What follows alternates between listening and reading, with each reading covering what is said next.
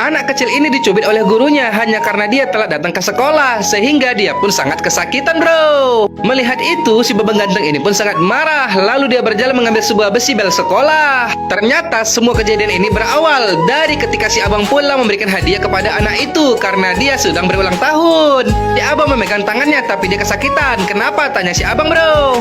Anak itu mengatakan kalau dia telah dicubit oleh gurunya karena sering telat sambut ibu si anak. Kemudian si abang menyuruh ibunya untuk memakaikan hadiahnya kepada anak itu, bro. Mereka pun memakaikannya sedangkan Bang Coga ini menunggunya di luar.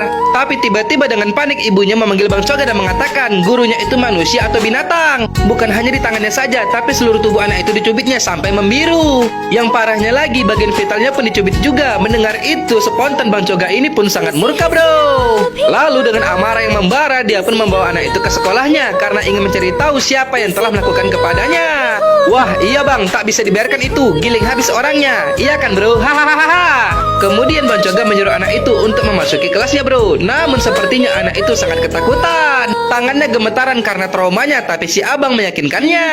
Lalu dengan takut-takut anak itu pun masuk menyapa gurunya yang sedang mengajar. Gurunya itu bertanya, kenapa terlambat? Aku ulang tahun hari ini, pak. Tapi guru ini tak mau tahu, dia menyuruh si anak untuk mendekatinya, bro.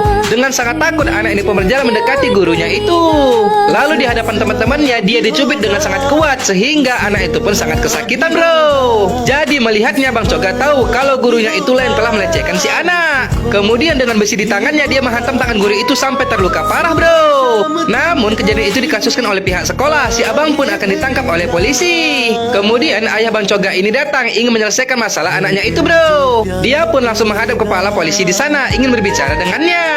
Setelah duduk, ayah Bang Coga ini mengatakan, itu anakku, pak. Aku mohon jangan tangkap dia. Kalau tidak, masa depannya bisa hancur. Namun polisi itu berkata, dia telah melukai tangan seorang guru. Pihak sekolah telah melaporkannya. Di saat yang sama, gadis cantik ini pun datang ke sana juga, bro. Dia memperhatikan ayah si abang yang berkata, ketika dia masih kecil di bus sekolahnya, dia melihat seorang gadis yang duduk di hadapannya sedang datang bulan. Dia membuka bajunya dan memberikannya kepada gadis itu untuk menutupi darah-darahnya. Namun ketika dia pulang, aku bertanya kemana bajunya. Aku memarahinya dan memukulinya. Tapi keesokan harinya, ibu gadis itu datang ke rumah kami dengan membawa kemejanya dan memberikannya kepada istriku. Dia berkata, meskipun masih kecil, anak kami ini mempunyai sopan santun dan sifat yang mulia. Setelah itu dia berterima kasih dan pergi.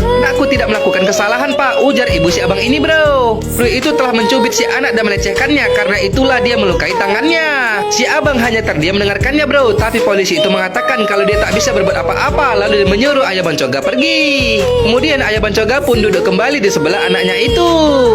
Dan tak lama pihak sekolah pun datang. Mereka akan mengajukan kasus si abang dan akan membuat